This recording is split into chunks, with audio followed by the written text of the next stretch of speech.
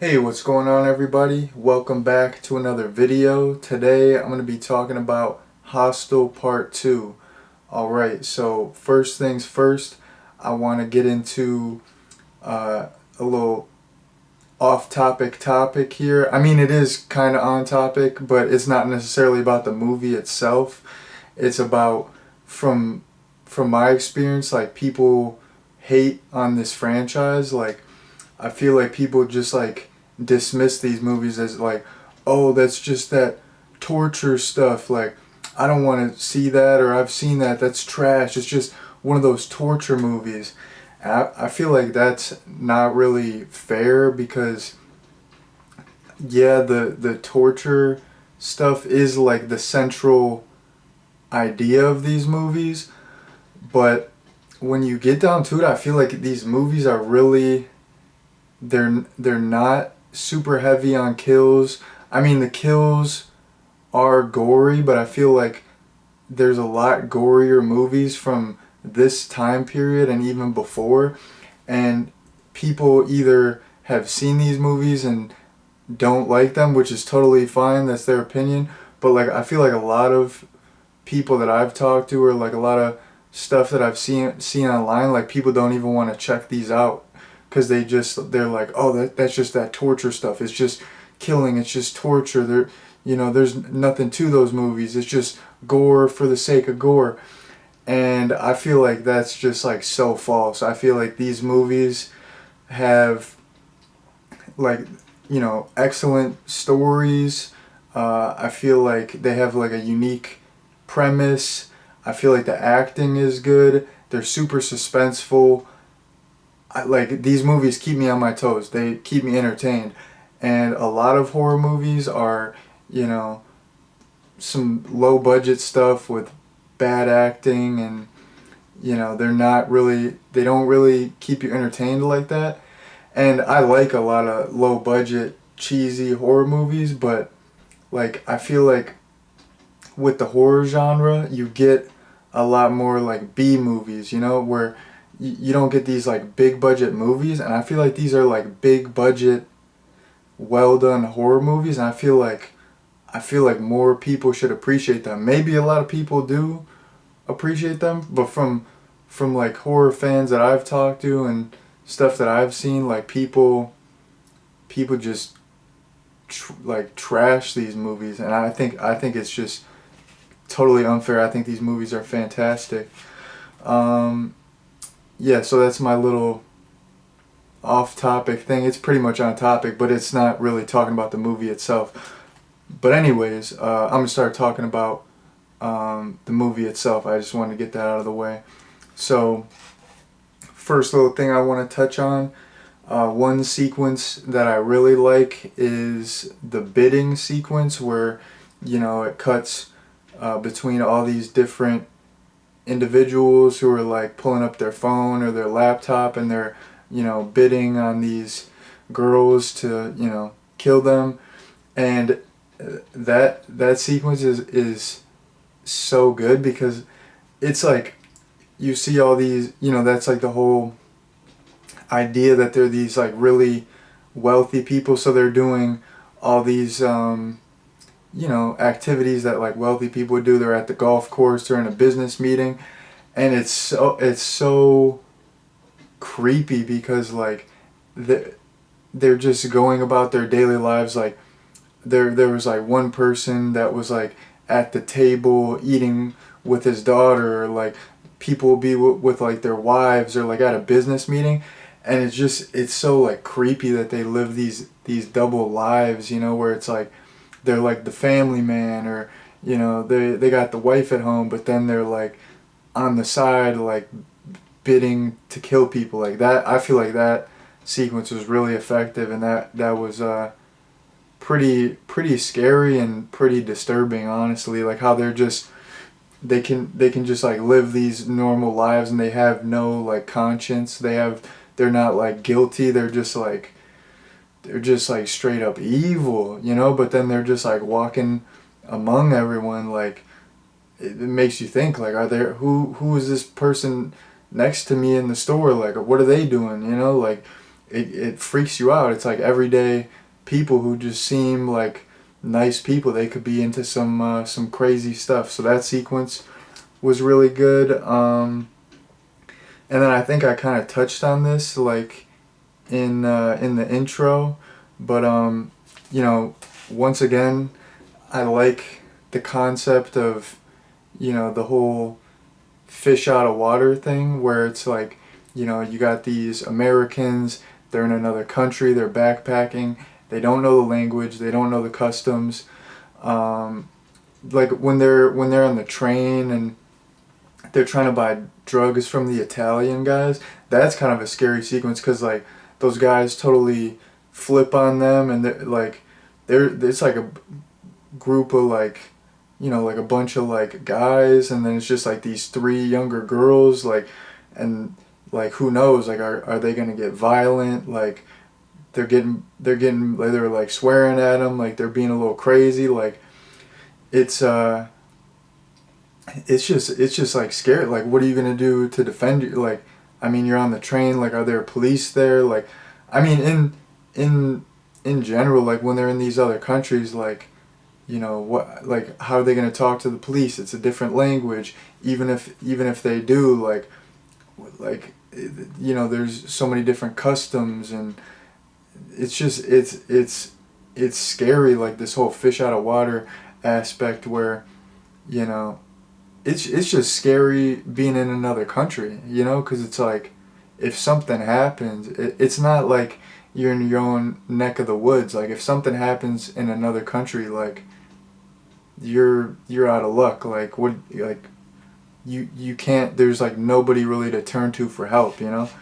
And then another part of that scene that I liked is like, so the guys like call her the C word. I don't like that, but I like how like this movie sets stuff up. Like it set it up that she doesn't like being called that, and then she like totally flips and gets mad, and then later that comes up, and then they like hint that like she's so rich that she could buy the country. That comes up later. I like that they like actually take the time to set stuff up. It's not really, you know, it doesn't take that much effort. Like they just a little line of dialogue earlier in the movie. Okay, we're like foreshadowing this. When this happens, it makes sense. It's like, you know, it goes with the flow of the story. So I like that. Yeah, so this one was cool because, you know, in the first one you just get the point of view of the victims, and this you get to, you know, they kind of flip it, and you get to see like a lot of like the point of the view of the point of view of the killers, and it like, you know, they're totally human, like they're like kind of iffy about it, and it goes like into like their reasons for doing it, and yeah, like, you know, the one guy, he's got, you know, some family problems and blah blah blah, and he doesn't have like power in his life, like, you know, like his boss tells him what to do, and he's like, everyone has different reasons for doing it. And then the one guy is talking about like he wants that edge, like people won't necessarily like know, but there'll be like a change in him, like he'll have that like killer instinct. So I liked all that stuff. That was super interesting. And then, you know, it was cool this time because last time it was like three guys, so this time it was three girls, so it was like in that aspect like a slightly different perspective. It was fresh for the sequel, where it was like, you know, this movie was like close enough to the first one where it wasn't like a crazy departure. It was like pretty much very similar to the first one. Like, okay, like, you know, you have these people, they're in another country, they get kidnapped, they're gonna be killed, same deal. But I feel like they changed enough, but they didn't change too much, you know, because that can be a problem in sequels, like when they go too far. So I feel like this was like a well done sequel in the sense that, you know, it was close enough to the first movie, it was some familiar territory, but then they, you know, twisted some things, and they kind of, you know, delved deeper into some things that are interesting, like getting like the killer's point of view. I thought that was super cool. So that was you know, pretty darn good on the filmmaker's part. Shout out to Eli Roth. Solid sequel right here.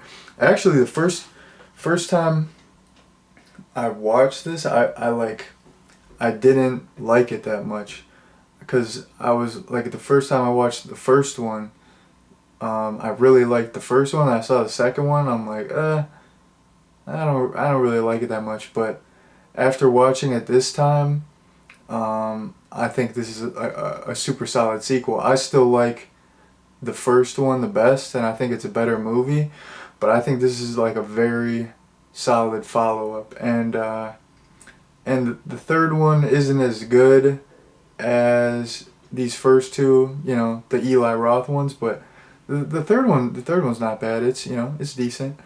But I don't know if I would really like rewatch the third one that much. Like, it was cool to see it once, but I'm gonna stick to the first two pretty much. Okay, another thing that I thought was cool, I like how they bring Paxton back in the beginning, and then you have like a little recap of the events from the first movie. I like that little like continuity, little refresher. Like, sometimes that's annoying, but I like that in this. It kind of like tied the movies together, and I like the fact that they kind of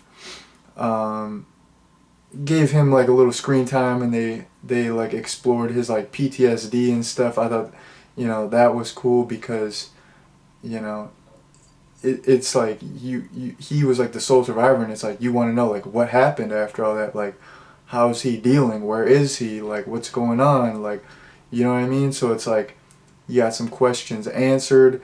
It's cool to see that they, you know, took the time to actually like develop his character, and he has PTSD, and he's like super affected by the events of the first movie. He's having flashbacks. He never even told the one guy's mom about what happened. Like, he's in hiding. He's like paranoid. Like, I love all that stuff. It's awesome.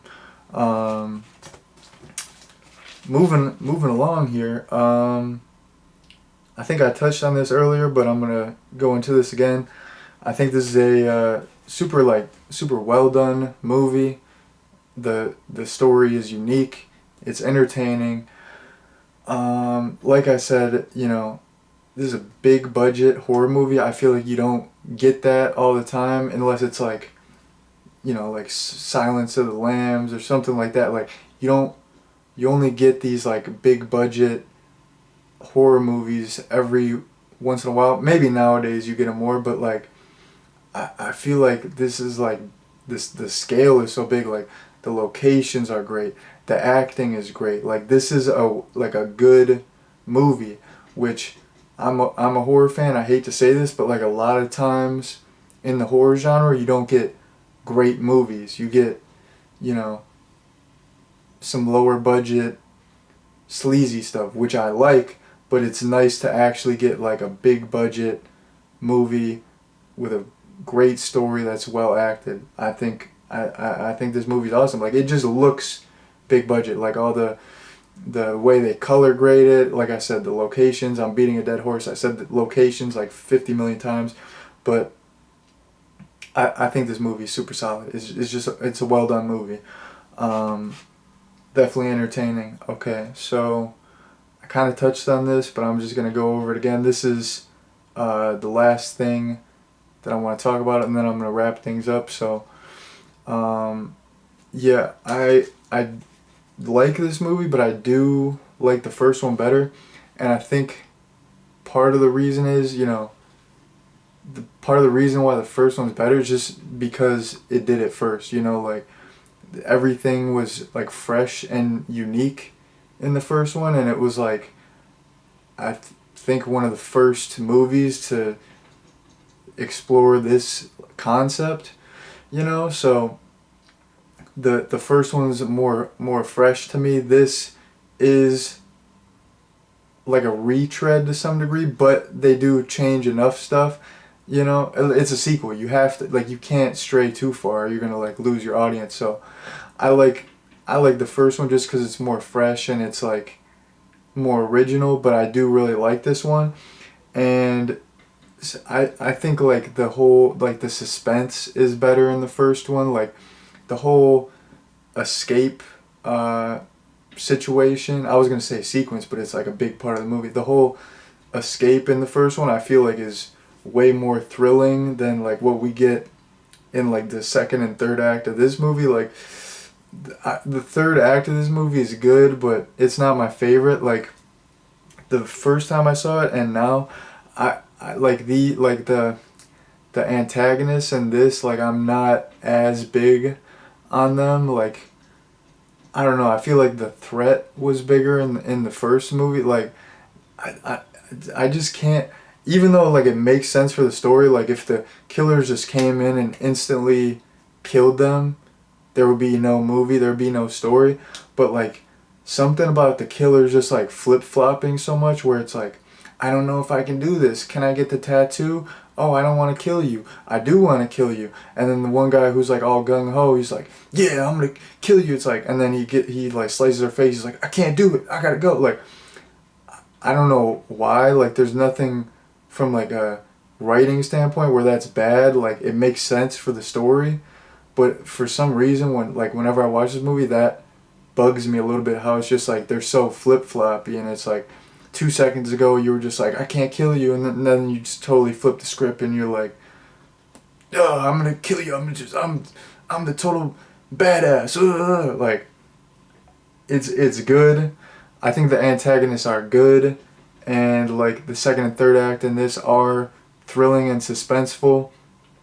But I like the second and third act in the first one better, and the ending of this, I don't know. I mean, it's like I do like how the main girl gets revenge, but then I do like that scene at the end where like the kids are like kicking the head, because like the first one had like a little bit of comedy with the kids, but it's like weird for it to be like the very last scene. I don't know, like, and it just like, and like it just, because like the movie is like serious and scary, and then it just like ends on that kind of funny scene. It's a good scene. I really like appreciate that stuff. I mean, like I said, the first one had some comedy with that group of kids, but I don't know. It's a good ending, but it's not my favorite to like end on the funny note when the rest of the movie is like pretty straightforward. But other than that, I don't really have any problems with this movie. It was super fun rewatching it. Like I was totally like, glued to the screen. I was like totally entertained. So yeah, that's like the last point that I want to touch on. So overall, I think this is a super solid movie, super solid follow-up. Yeah, I like this franchise. I feel like it gets a lot of hate, like, oh, these torture movies, but I feel that is like the main premise of the movies. But I mean, it's like a story-driven suspense thriller. It's not just like some hack and slash gore fest. I feel like more people should give these movies a chance. If you're a horror fan, if you're a fan of good movies, I mean, I forgot what he did, but Quentin Tarantino like I think he executive produced Hostel 1 and 2, and I think he was like, he didn't actually write any of it, but like when I can't speak English. When Eli Roth was like writing drafts of the script, Quentin Tarantino was like giving him notes and stuff. So I mean, Eli Roth, I think he's a good filmmaker. Quentin Tarantino, I mean, he's the GOAT. Everyone knows, like, he's the man. So it's like, I feel like there's like a lot of smart people behind these. There's a lot of love put into these. Eli Roth is a huge horror fan. Like he loves the genre. You can tell from these movies, like he loves horror. So yeah, I think more people should give these a chance. I definitely would recommend watching these if you're a horror fan. But anyways, that's all for my review. Thank you for watching, and peace out.